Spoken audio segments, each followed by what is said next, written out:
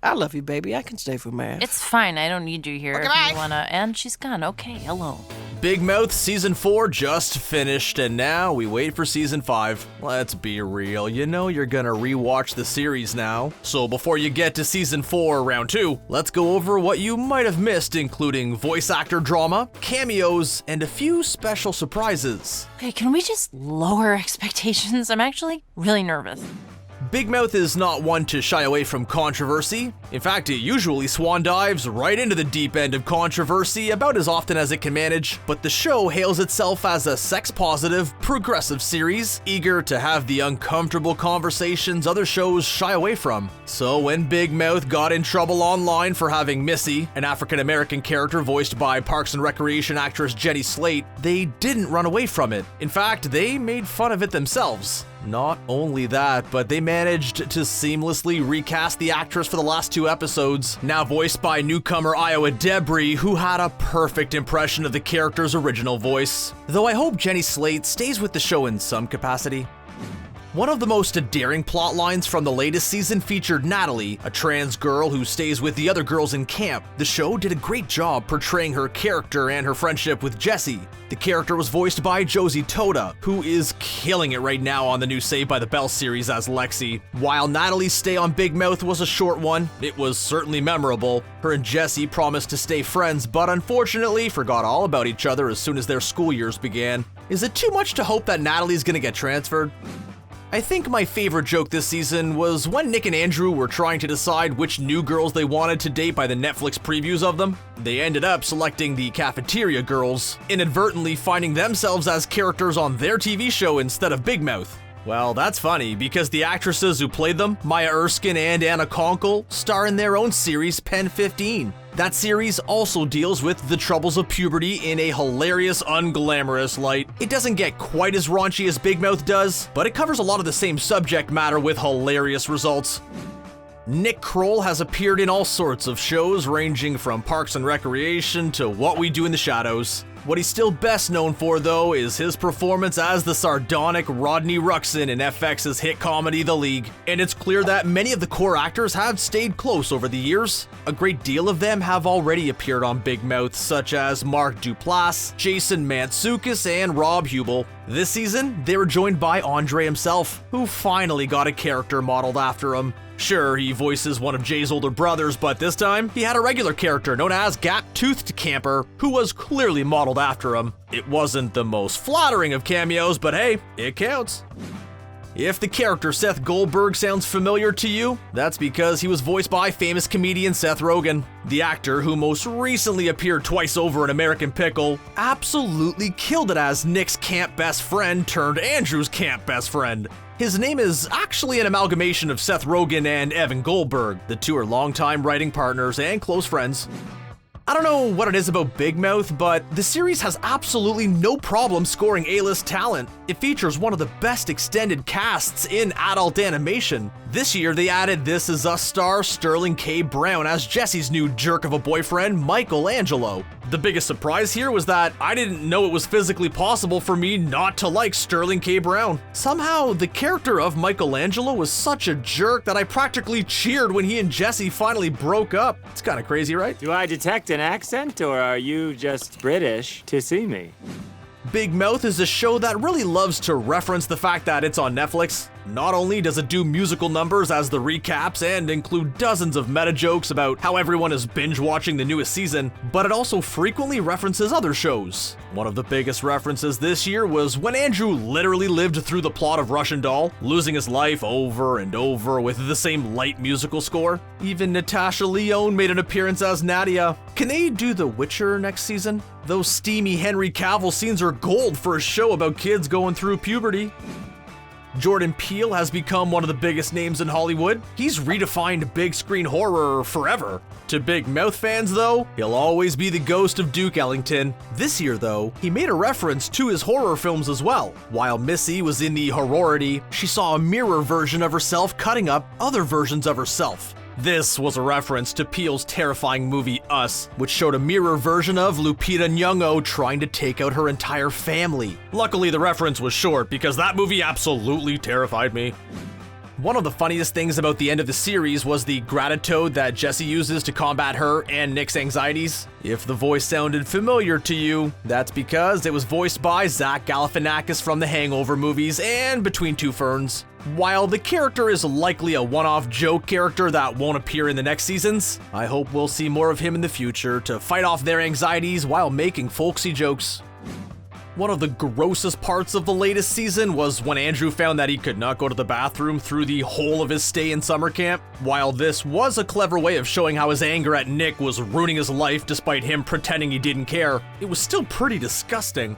The aggressive personification of his bowel problem was actually voiced by character actor Paul Giamatti. I would love to know how this was pitched to the award-winning star from acclaimed films like Sideways. I played John Adams one time, but what I've always wanted to play is a young boy's gastrointestinal distress, yeah! If you're a fan of Master of None, then you are likely a fan of actress Lena Waithe, who plays Denise on the show. She's become quite the star as both a writer and an actress over the years, appearing in big-budget films and launching her own TV shows. On her road to greater stardom, she recently portrayed Missy's college-aged cousin Lena, who starts on her own journey of racial self-discovery that culminates with the character's voice change. While Lena likely won't have much of a role going forward, we would love to see her create an animated show next because she's really good at it. You know, if you have the time with the 7 other billion projects you've got going on right now, please. If you're like me, you have desperately relied on John Oliver's Last Week Tonight to get you through the trials and tribulations of 2020. Well, clearly we are not alone because John Oliver was cast as the camp counselor for this season of Big Mouth. And not only that, but there were plenty of references to his television series throughout the run. John Oliver, I know you're probably a huge ScreenRant fan too, so if you ever want to guest voice an episode, I'd be 100% down for that. I mean, as long as I get to host an episode of Last Week Tonight, huh? It's only fair. Missy's awakening showed her learning a lot more about her own culture than she ever had before. She changed hairstyles, personal care products, and even the overalls. The iconic overalls! Part of that journey included references to famous artists like Rico Nasty and SZA. If you look closely, you can see posters hanging in the background. This shows the classically nerdy Missy getting exposed to things her uncool parents would never think to show her. If you don't watch a lot of primetime television, because who does these days when Netflix is a thing, you might have missed the singing competition sensation, The Masked Singer. This show often has celebrities or guests singing under a silly disguise only to be revealed later. Big Mouth hilariously riffed on this by having a new mysterious principal who wasn't revealed until the end. It was then shown that he was Roman Polanski, the former beloved director who has had, let's just say, a very controversial life. Honestly, this might be the most unrealistic part of the series so far. I don't even think he's allowed in America anymore. Before you guess, think about who'd be willing to actually do this. I think it's Paula Abdul. The gang decided to go to the horrority house during Halloween to confront all of their greatest fears. Instead, they all faced all of their own character arcs, gaining self-actualization as they faced off against horror monsters and their own problems. Well, except for Nick, that is. Yeah, he still needed another episode to get through his. Of all the characters, Missy's may have been the best because they showed all of the various variations on Missy that have appeared in the series. We got to see my personal favorite, the superhero Missy, once again.